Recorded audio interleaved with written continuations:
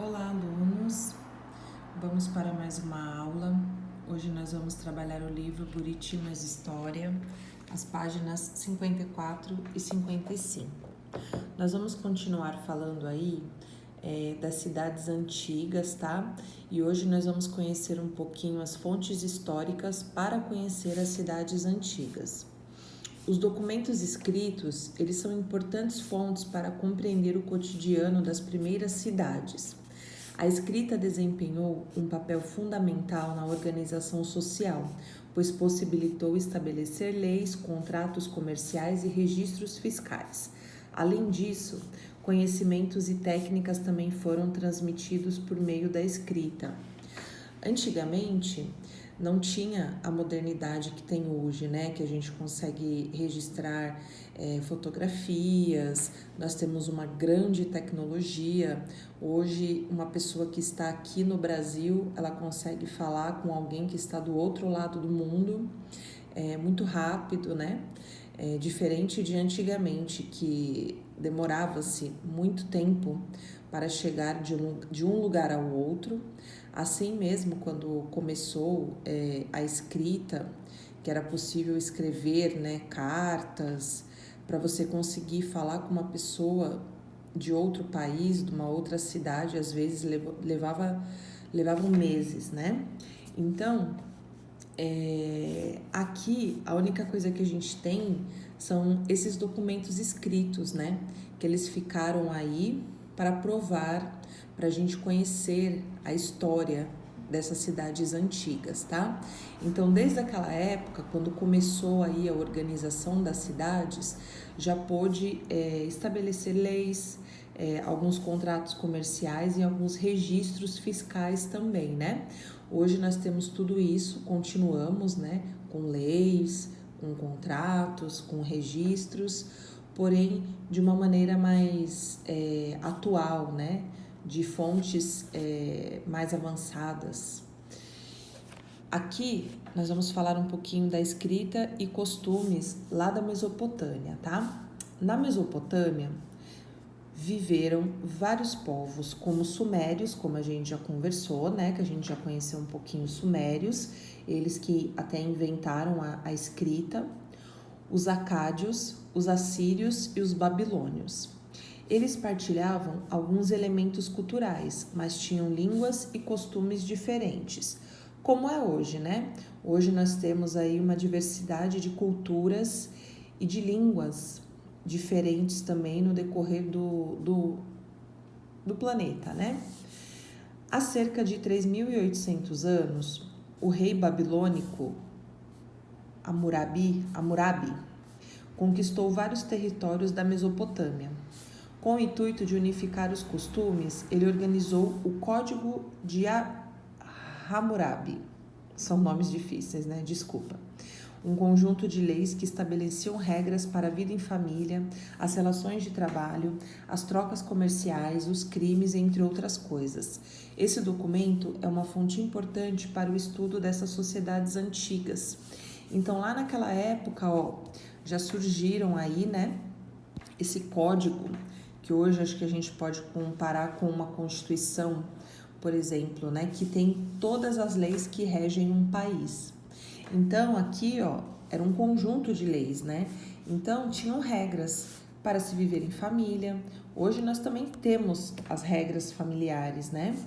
A partir do momento que uma pessoa é oficialmente casada, né?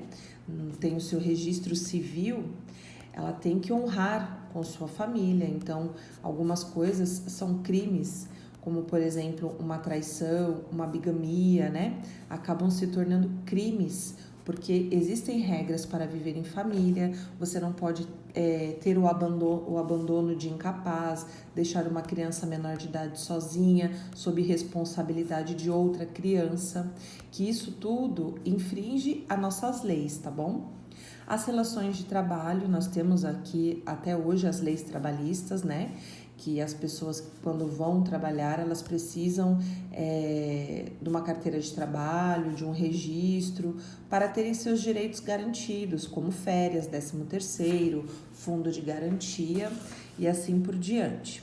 As trocas comerciais, Os crimes, né? As trocas comerciais entrariam aí com contratos, né?